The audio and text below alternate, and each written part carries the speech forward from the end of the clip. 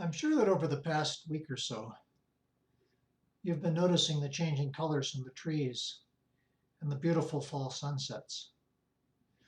While COVID has caused much suffering for many, it has also created a space to slow down and to be more mindful of the beauty of creation. Last Sunday, my wife Donna and I went cycling on one of the many great bike paths in the National Capital Region, just savoring this wonderful gift.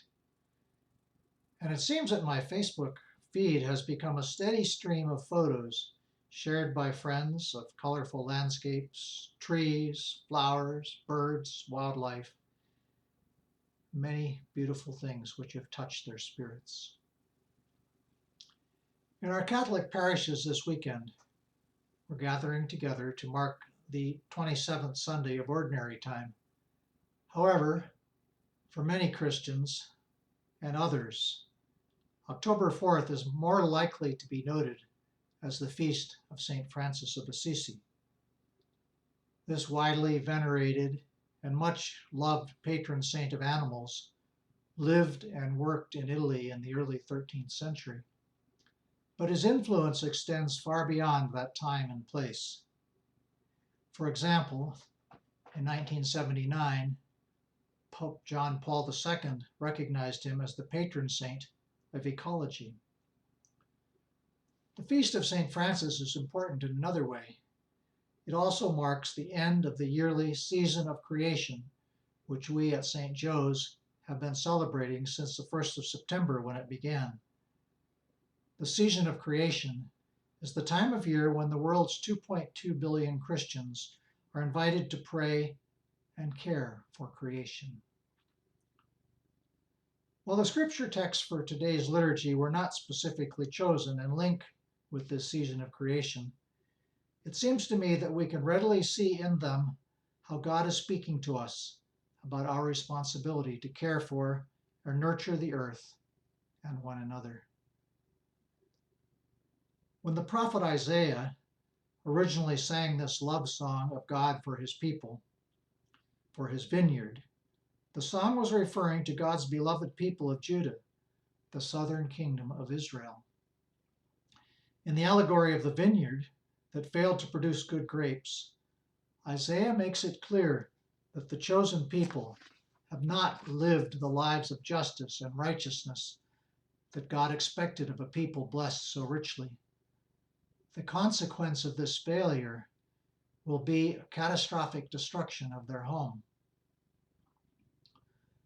We hear in Matthew's Gospel how nearly 800 years later, Jesus builds on this allegory of the vineyard, showing how the religious leaders of his day that they are equally guilty of failing to care for those entrusted to them, the chosen people, the poor, the weak, all those who are God's precious vineyard.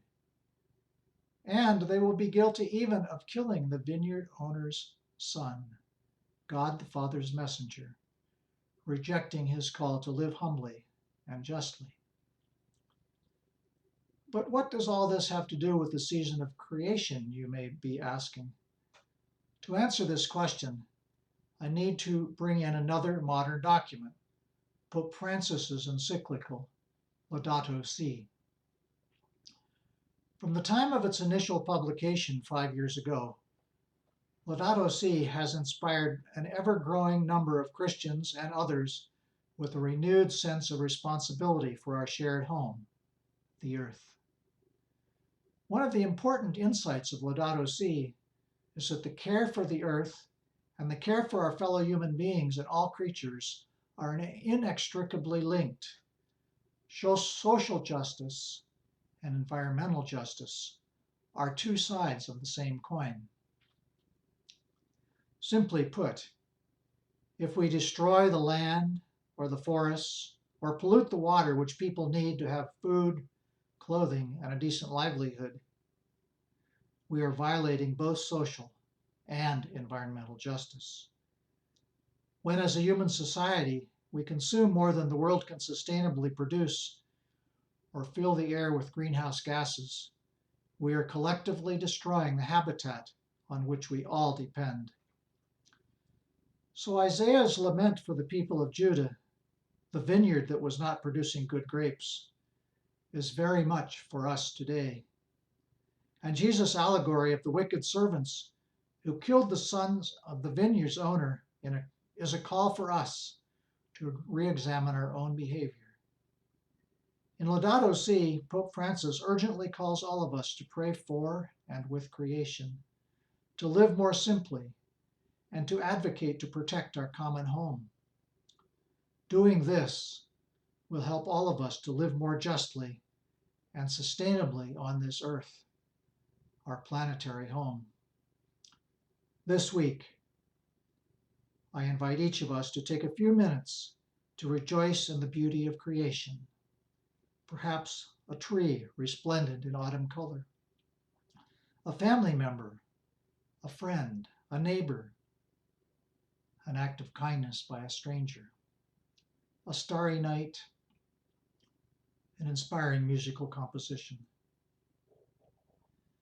And second, I invite each of us to consider signing the Laudato Si pledge to pray for and with creation, to live more simply, and to advocate to protect our common home.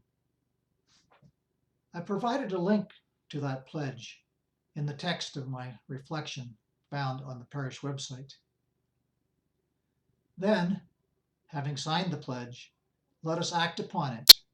In doing so, we will all be part of God's vineyard, producing much fruit for the benefit of all. Be well.